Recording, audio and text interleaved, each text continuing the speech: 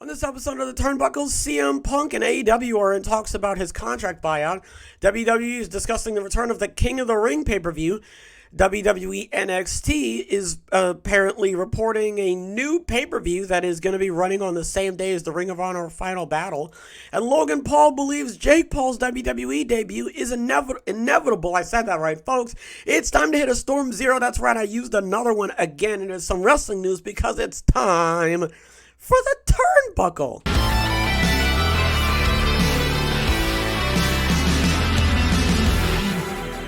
AEW and CM Punk are in talks to buy out the remaining years on his contract, according to Dave Meltzer in this week's Wrestling Observer newsletter. The news comes less than 2 months after Punk, Steel, the Young Bucks, and Omega were involved in a backstage fight following Punk's comments about the Bucks, Omega, and others at September's all-out post-event press conference. Meltzer said neither Punk or AEW commented on or denied the story. Meltzer wrote that AEW and Punk were in talks about the future, but, quote, it looks doubtful he will be back. Those with close knowledge of the situation said they are in talks with Punk about a buyout of the remaining years of his contract. I feel like I have to sneeze, so get ready. Punk about a buyout of the remaining years of his contract, which tells you that they are not looking to bring him back. The holdup right now is said to be the non-compete period. Okay. He wrote that the non-compete is obviously because of WWE, as they are the only other group that can buy him. That can pay him what he would ask for. Punk is currently injured from his all-out match with Jon Moxley, however, with no public timetable for when he could return. The length of the disputed non-compete was not included. Meltzer pointed out there is no lock WWE would want Punk back, even with Paul Levesque on a streak of surprise returns. Noting they turned down having Punk return before, despite Fox wanting them to do so. AEW has yet to publicly state anything related to the fight with Tony Khan. Related to the fight, with Tony Khan refusing to answer questions when asked. It's assumed that Omega and the Bucks were suspended following the fight while Punk is injured and can't return to action anyway. It's unclear if he's still suspended despite that. So, alright. It seems like Punk is not coming back. It seems like they're going to try and buy out his contract because they essentially want him out of here, right? So, I guess the holdup right now is said to be the non-compete period. Okay. But if you're buying out someone's that tells me that they're buying out his contract, but they still have to, uphold the non-compete clause, I assume, right? Just like with WWE's contract. But if you're buying it out, wouldn't that make the non-compete clause void? Wouldn't that void it out? Because you're essentially like saying, hey, we're not really like, well, okay, but that's the same as like firing somebody. If you fire somebody, you still have like a non-compete clause, right?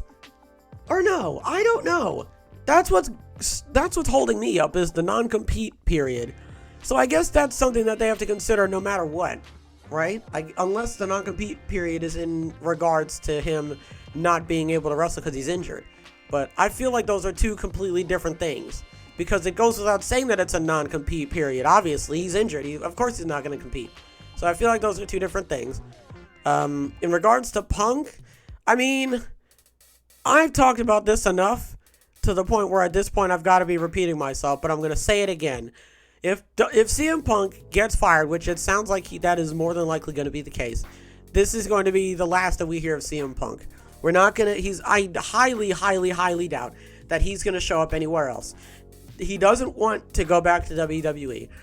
I feel like if you're an indie promotion, you're only getting him because his name is a draw, you know? You're not really like, it's like BMW, like you're not really buying it so much for like the performance, you're buying it for the name, you know? You're not necessarily buying a Rolex because it's a handy piece of equipment. Because you could just buy any old watch, you know, and it still does the exact same thing. But because it's a Rolex, you know, it's more of a reason to get it and show everybody. So I feel like CM Punk is like the Rolex of the WWE right now, in the sense that, like, he looks good, right? And it's a very decent conversation starter, but do you really need him on your roster? Do you need him as an accessory piece? Not really. You could get way more, like, you could get more a more functional watch, you know, from any other place, really. Is that a dig at Punk's character? Yes, it is. Why? Because he didn't have to do this to himself. This all started because Punk went into the media scrum and was really upset about one thing, and I feel like it bled into other things, and that's kind of where this whole thing like started, really. And also, it didn't help that Tony Khan didn't say anything. He just sort of let Punk go off, right? He didn't really do much to quell any of the fires. And then the fight took place, and then after the fight, Tony Khan didn't really allude to a whole lot of what was happening, and then a bunch of people were asking questions, and Tony Khan was like, I can't answer, you know. So this really was just like, it was just a recipe for disaster, really. Like, every ingredient that was added into this stew was just a very bad ingredient overall, you know. But really, I feel like this is going to be the end of CM Punk.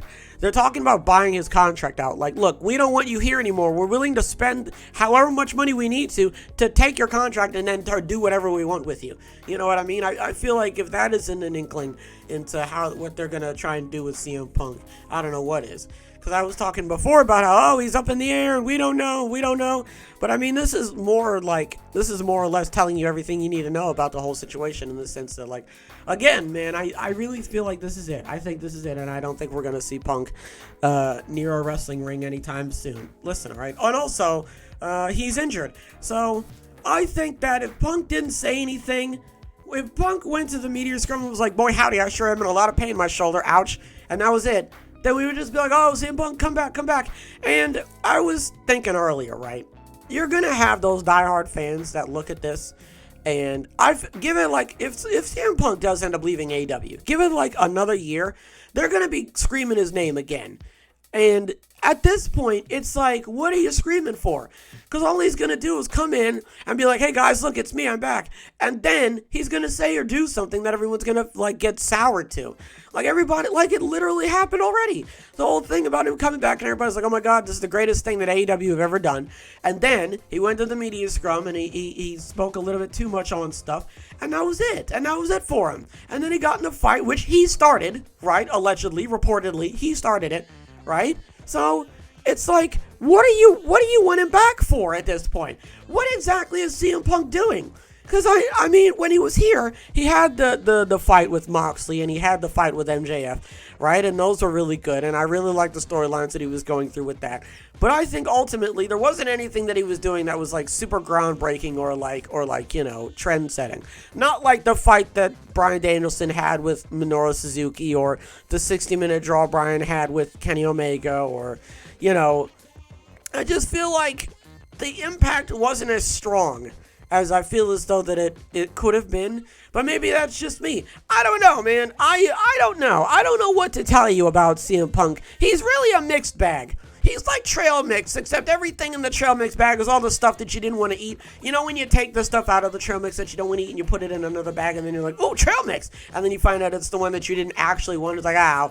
You know, it's like that. Listen, to each their own. If you still like CM Punk after this, it says a lot about your character, to be honest, because I feel like you're supporting a very problematic man who lets himself step into the problematic issues and then complains about it. You know, at the end of the day, man, I just feel as though that if I'm CM Punk, I said this already, I think I did, I'm going to take this opportunity, if I was CM Punk, to be like, alright, what the hell is going on with me? What's wrong? What am I doing? You know, maybe go to the office and be like, hey, I screwed up real bad, but I feel like now it's too late. I don't know. I have no idea. Next, we're going to talk about WWE and how they're discussing the return of King of the Ring. So, the Wrestling Observer newsletter noted that WWE is discussing the idea of holding another King of the Ring pay-per-view event. They will also crown a female as queen during that event as well. There is talk of bringing back the King of the Ring tournament with a show that would be both King of the Ring and Queen of the Ring. King of the Ring was dropped as a pay-per-view by Vince McMahon due to drawing weak numbers back in 2002. Today, with no need to have pay-per-view draws as separate buys, things like not putting on shows that didn't draw or having to do the shows in prime time, since most of the money comes from the U.S., but now the money is guaranteed by Peacock, changes the dynamic of having the consistent 8 p.m. Eastern Standard Time, 8 p.m. Eastern Time start.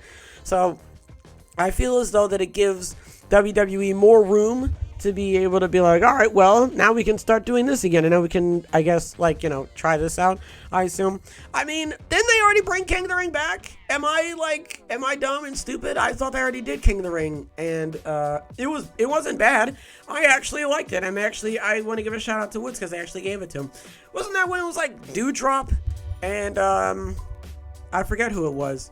It was Dewdrop. Yeah, it was Dewdrop and something else. Oh yeah, that was the the pay-per-view event where all the women's matches were super short, and the men's matches were like they were like all 5 or 6 or whatever the women's matches was like one Roman Reigns match. Wasn't that the pay-per-view where it was Brock Lesnar versus Roman Reigns, and then Paul Heyman slid the title in the middle of the ring? I think that was the same pay-per-view. I mean, again, I don't really think it did bad, but, like how they were saying with the whole fact that they don't have to worry too much about the pay-per-view buys and everything like that, and how they have to deal with Peacock and stuff like that. I feel like, WWE can be like, all right, we can actually, stretch our arms out? I mean, did you not do that before? I think that if you're going to do a king and especially a queen of the ring, maybe don't do it in Saudi Arabia. I'm just throwing a thought out here. Maybe just don't do it in an area where they don't really like women all that much, where women have to genuinely protest for not wearing a bunch of, garb over their heads, and then those that are protesting are getting like murdered. I don't think that you should be really like showcasing women there, but I mean, I'm just saying, because I feel like there would be a very hostile reception, especially now, maybe think about the safety of the women involved. But I mean, I don't know, man. I can't really speak on the pay-per-view as a whole. So yeah, they're talking about bringing it back. They brought it back before. It didn't do bad when it was there. I mean, obviously it could have been better, but again, I don't think that they have too much to worry about now. And if they're gonna do it again, maybe don't do it in Saudi Arabia, but that's just me. Next, we're going to be talking about NXT reportedly setting a special pay-per-view on December 10th, which is the same time that the Ring of Honor Final Battle is going to be happening. WWE NXT is planning to run a pay-per-view on the same day as Ring of Honor in December, according to a report. Fightful reports that Saturday, December 10th, is listed internally as a date for an NXT pay-per-view, perhaps NXT Deadline. WWE filed for the NXT Deadline trademark last week. We talked about that yesterday. The report states that some NXT wrestlers and staff have been told to keep the December 10th date available. AEW announced on this week's Dynamite that Ring of Honor Final Battle pay-per-view will take place on December 10th as well. In the report, Fightful notes that NXT is planning to run that Saturday night, while Final Battle is slated for a 4 p.m. Eastern Standard start time. At a press conference earlier this year, AEW and Ring of Honor owner Tony Khan responded with profanity when discussing WWE running on Labor Day weekend with both main roster and NXT pay-per-views the same weekend as All Out. When I compared myself to Jim Crockett Promotions this weekend, I think I got a taste of the same medicine Jim Crockett Promotions took. But I have a lot more friggin' money on the table. I have a lot more friggin' money than Jim Crockett did, Khan said after All Out. I'm serious. I'm not going to sit back and take this friggin' crap. So, was that the meme, by the way? If you don't know what I'm talking about, you'll have no idea. But if you know what I'm talking about, you'll know what I'm talking about. The meme where whenever like something happens and then they insert that clip of Tony Khan being like, "I'm not gonna stand for this effing bull crap." Is that him? Is that where that came from? If so, great. So I feel like WWE, right? So WWE's planning to run a pay-per-view on the same day. And also they just recently filed a trademark for NXT Deadline. I feel like WWE, right? Yeah, they were like, oh, he's doing something on NXT on Saturday. What if we did something on Saturday? I don't like when they do this. I personally don't like when they do it. If you don't have anything planned, don't plan anything. If you don't have anything planned for the pay-per-view, maybe don't plan anything. That's it. That's it. Don't go out of your way to plan a pay-per-view when there's already a pay-per-view in place and from like another promotion. Because it sets this thing of like, oh yeah? Well, if you're running a show, we'll run a show. Why? Because we want to show everyone that we are better. What do you mean? Well, we're going to run a show on the same day. Maybe not the same time frame specifically, but on the same day. Why? Because NXT is better than Ring of Honor, and we're going to prove it by running a show, and it's going to get more views. Okay, but what if it doesn't then? What if it doesn't? What if you take all that time to run the show and the numbers don't add up? Or it's like you win by only but like a small margin. I mean, I guess that still counts. But do you have to do that? I'm just asking a very general question here. Do you have to do that? Why do you have to, like, not so much derail, but why do you have to, like, sprout up this new pay-per-view? You know? What's wrong with just doing Halloween Havoc and then planning for the next pay-per-view that you already had? Why do you have to do Halloween Havoc and then immediately after Halloween Havoc you have to be like, all right, now we got to plan for this pay-per-view? Like, why do you have to do that? Why? I genuinely do not understand that. I don't. You could easily just have the same thing, because it comes off as you being, like, petty in a way, and it just comes off as you being, like, just like, oh, fuck you, you know, like, oh, well, what's that? You're doing that? Yeah, whatever. We don't care. We're going to do it at the same time as you. Ha ha. What? Why don't you just wait? Surely it shouldn't matter, right? If your pay-per-view is going to be good, it's going to be good. It shouldn't matter what day it falls on. If I do a pay-per-view at the beginning of the year and you do a pay-per-view at the end of the... Well, can you compare it? I don't think that this is necessary, to be honest with you. If you ask me, I really don't think this is necessary. But I'm not WWE. I'm not NXT. So really, they can do whatever they want. But it just seems just really stupid that they're doing this, right? Is it just me? I don't know. Finally, Logan Paul believes Jake Paul's WWE debut is inevitable. While speaking to Ryan Satin for WWE on Fox, Logan Paul made it clear that he thinks his brother Jake Paul's debut is inevitable. Truthfully, I think it's inevitable. I'm biased, but I think what we're doing is incredibly exciting. At least for me, personally, it is incredibly exciting. If I were watching two brothers take over, and I use that word intentionally, take over two highly entertaining sports, boxing and wrestling, in a way that has never been done before, my curiosity would be piqued, continued Paul. We're making history as we speak, and I think Jake's crossover into WWE is inevitable. And bro, I need a bloodline. Roman got his. So, I don't know why, but I have this weird feeling that Jake Paul is less likely to do it than Logan is. I feel like Logan is the one coming up to Jake and being like, come on. I want to do this with you. I want to do it with you. And Jake is like, nah, I'm all right, man. Because if you see, Jake's really, like, he's got his, like, what's the word? He's really got his feet set into the ground on boxing. Like, he is really, like, set in boxing. I don't know when his next fight is, but I swear he's got one lined up if I remember correctly, but I don't 100% know, right? So, I feel like that if there's anyone who's trying to convince Jake Paul to go into wrestling, it's 9 times out of 10, it's his brother. It's his brother. So I think that at the end of the day, if we see Jake Paul in a wrestling ring, it'll be because of the money. And I'm not going to sit here and sugarcoat that. I'm sure Jake Paul is not going to step in that ring unless he is financially obligated to, unless he is given some type of financial compensation. Because listen, I don't care who you are, okay? You gotta pay me enough to get in there, all right?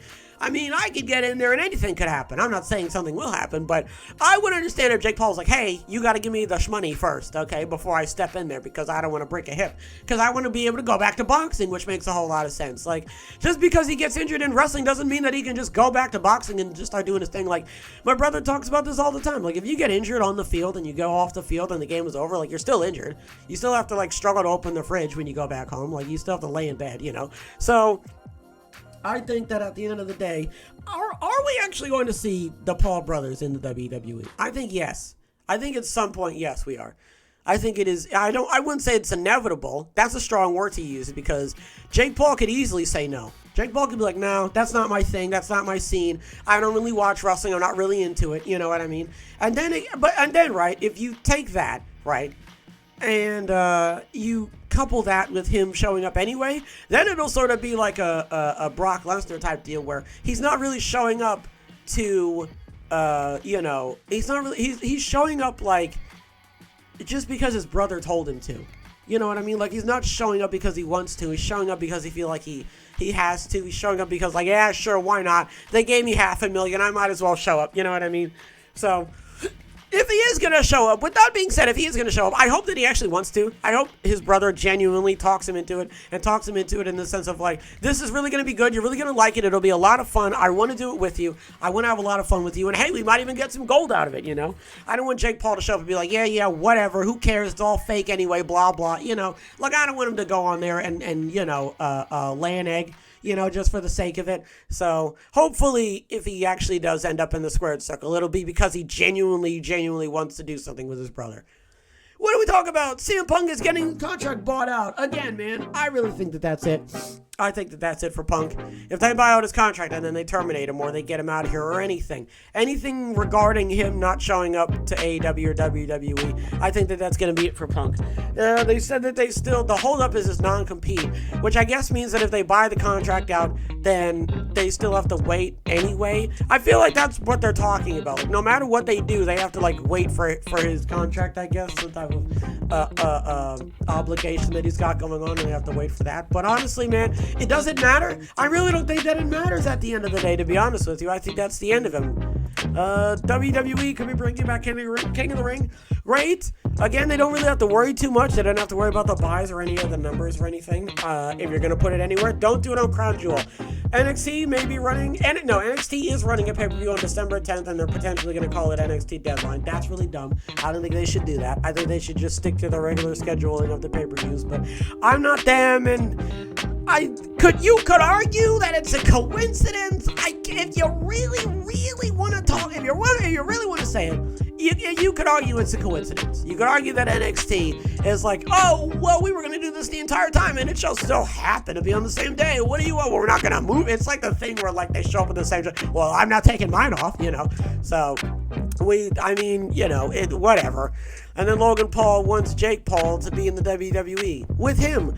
Makes sense, That is exactly what my brother would do if my brother was in the WWE. Like, oh, Ronald, what are you still doing here? And to be fair, if that was the case, I would actually show up. But that's because I would want to do it. And we can't say the same for Jake Paul, so we don't really know unless he actually shows up. And even then, we don't know if he's doing it for the money. So who's to say? Folks, that's going to do it for this episode of The Turnbuckle. I really want to give a shout out to everybody who stopped by. Hopefully everybody has a wonderful tonight and a wonderful tomorrow. As always, big hugs. Big hugs all around.